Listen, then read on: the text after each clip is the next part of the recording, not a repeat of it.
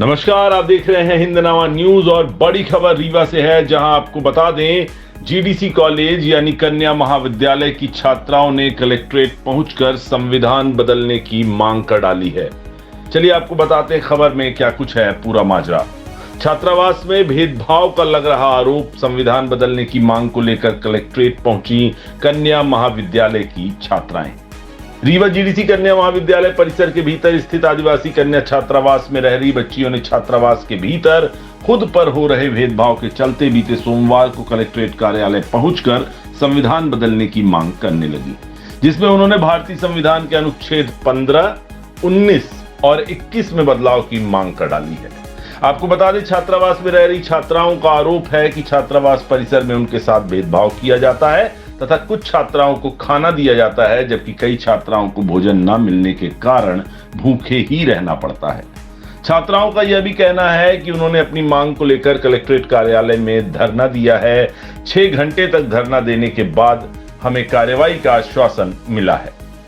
Collectorate परिसर में धरना देने वाली छात्राओं का कहना है कि छात्रावास परिसर के अंदर उनके कमरे की साफ सफाई पर भी किसी तरह का ध्यान नहीं दिया जाता तथा चारों तरफ गंदगी का अंबार लगा हुआ होता है, जिससे वहां रहने में भी उन्हें कठिनाइयों का सामना करना पड़ता है। साथ ही उन्हें ना तो समय से खाना दिया जाता है। छात्राओं का आरोप है, कहना है कि भारतीय संविधान में हमें भेदभाव रहित समाज के बारे में बताया जाता है, परंतु छात्रावास में वह लागू नहीं होता। ऐसे में हमें इन अनुच्छेदों में बदलाव चाहिए। छात्राओं का कहना है कि वह ट्यूशन के लिए जाती हैं और जब लौट कर आती हैं तो उन्हें नाश्ता नहीं दिया जाता।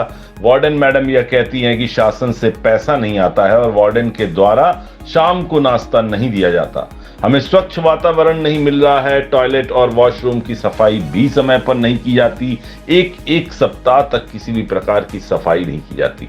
कोचिंग से आने के बाद वह अपनी मांगों को लेकर कलेक्ट्रेट कार्यालय पहुंची है और लगभग 6 घंटे तक कलेक्ट्रेट कार्यालय के सामने बैठी रही।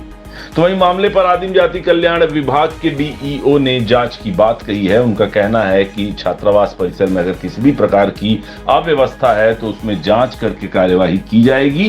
फिलहाल छात्राओं ने अधीक्षिका को हटाने की मांग की है, जिस पर जांच टीम की सत्यता को आधार बनाया जाएगा।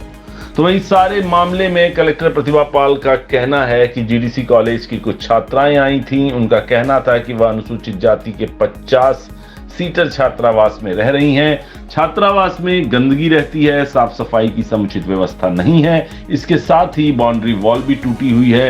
इस संबंध में एसडीएम को जांच के निर्देश दिए गए हैं। छात्राओं के साथ ही वार्डन से चर्चा करके उनका समाधान करने के लिए कहा गया है। इसके साथ ही जो छात्राएं अधिकृत रूप से छात्रावास में नहीं रह रही हैं, वह भी कलेक्ट्रेट कार्यालय पहुंची थी। उन्हें अनाधिकृत तरीके से रहने की अनुमति तो नहीं है, लेकिन उनका भी परीक्षण किया जाकर उनकी समस्याओं का समाधान किया जाएगा।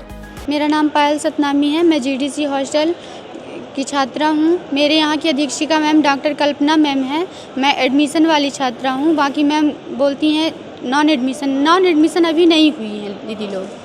हमारी प्रॉब्लम ये है कि मैम हमारी कोई भी बात को सुनती नहीं है। जैसे हम कोचिंग करते हैं, हम सुबह से जाते हैं, 12 बजे रिटर्न आते हैं, तो हम भूखे जाते हैं। मैम का फर्ज होता है कि हमें ब्रेकफास्ट दिलाएं। उसके लिए मैम बोलती हैं पैसा नहीं आता है, ओनली शाम को हमें नाश्ता देती हैं। क्या मैम का फर्ज नहीं? तो मैम अगर हमारे हित में है तो इतना तो कर सकती हैं कि सुबह चने फुला के हमें दिला सकती हैं। अगर व्यवस्था नहीं हो पाती है तो लड़कियां इसकी वजह से कितना कमज़ोर हो रही हैं, बीमार हो रही। दूसरी बात यह है कि स्वच्छ वातावरण नहीं दिया जा रहा है हमें।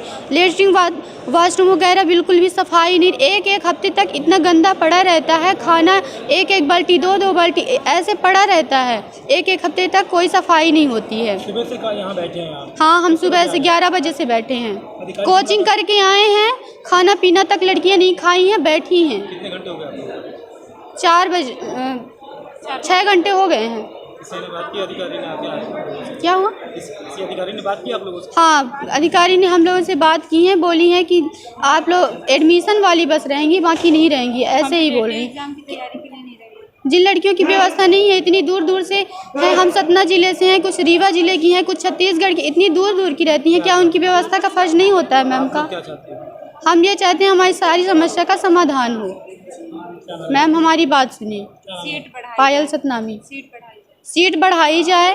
बिल्डिंग हमारे हॉस्टलों में चोर भी आते हैं। 1 महीने हो गए चोर आए थे। मैम ने इस बात पर स्टूडेंटों से कोई चर्चा नहीं की कि आप लोगों को कैसे अपने की सुरक्षा करना है अपने आप की। मैम इस टॉपिक पर कोई बात ही नहीं की है। पढ़ने लिखने के बारे में और हमारी बिल्डिंग्स इतनी ख़राब हैं कि हम कॉम्पिटिटिव एग्ज़ाम की तैयारी किए, उसके बाद हमारे कापी किताब इतने ख़राब हो गए कि हम कोई भी एग्ज़ाम निकाल नहीं सकते हैं। अब रिवीजन हम कहाँ से करें मैम?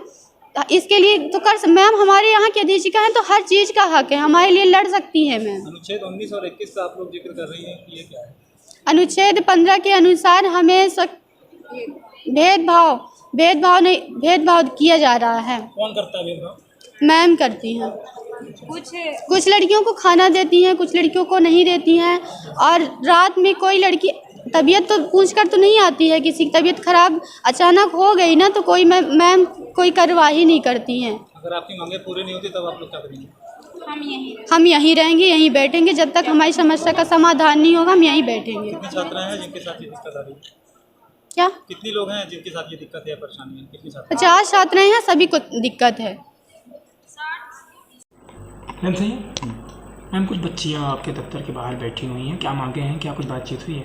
जीडीसी के बच्चे आए थे, उनके 2-3 बिंदु थे, उसमें 2 तरीके के बच्चे थे। ऐसे बच्चे जो जीडीसी हॉस्टल में रह रहे हैं, अनुसूचित जाति हॉस्टल में, तो उसमें 50 सीटर वो हॉस्टल है। और जो बच्चे रह रहे हैं उनका ये कहना था कि जो किचन में गंदगी रहती है, साफ़ सफाई ठीक नहीं रहती है, बाउंड्री वॉल कहीं की टूटी हुई है।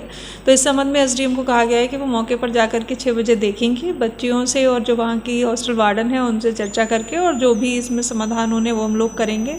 एक विषय ये भी संज्ञान में आया है कि उस हॉस्टल में कुछ बच्चे जो अधिकृत रूप से वहाँ के छात्रावास में नहीं रहते हैं, नहीं रह रहे हैं, वो भी आए थे। उनकी अलग समस्याएं थी। हालांकि अनाधिकृत रूप से रहने वाले बच्चों की अनुमति नहीं है, तो लेकिन हम लोग उनका भी परीक्षण करेंगे कि किस प्रकार से उनकी जो समस्याएं हैं उनके समाधान किए जा सकते हैं। मैम कुछ भेदभाव का आरोप लगा रहे थे वो लोग। बच्चों का ये कहना है कि जो बच्चे अनाधिकृत रूप से रह रहे हैं उनको समय पर खाना नहीं मिलता, क्योंकि अनाधिकृत हॉस्टल में रहना उचित नहीं है, उसके कई सारे कॉन्सिक्वेंसेस होते हैं। लेकिन बच्चियाँ शायद कुछ ऐसी रह रही हैं अनाधिकृत रूप से जो प्रतियोगी परीक्षाओं की तैयारियां कर रही हैं, तो उनके संबंध में हम लोग देखेंगे कि वो भली प्रकार से कहीं रहें और उनकी क्या व्यवस्थाएं की जा सकती हैं। 11 बजे से बच्चे एक बार 1:30 बजे मिल चुके थे, लेकिन फिर भी बैठे रहे, उनकी संतुष्टि नहीं होगी या जो भी विषय रहा, बच्चे फिर से गए हुए हैं और 6 बजे एसडीएम भी वहाँ मौके पर जा रहे हैं।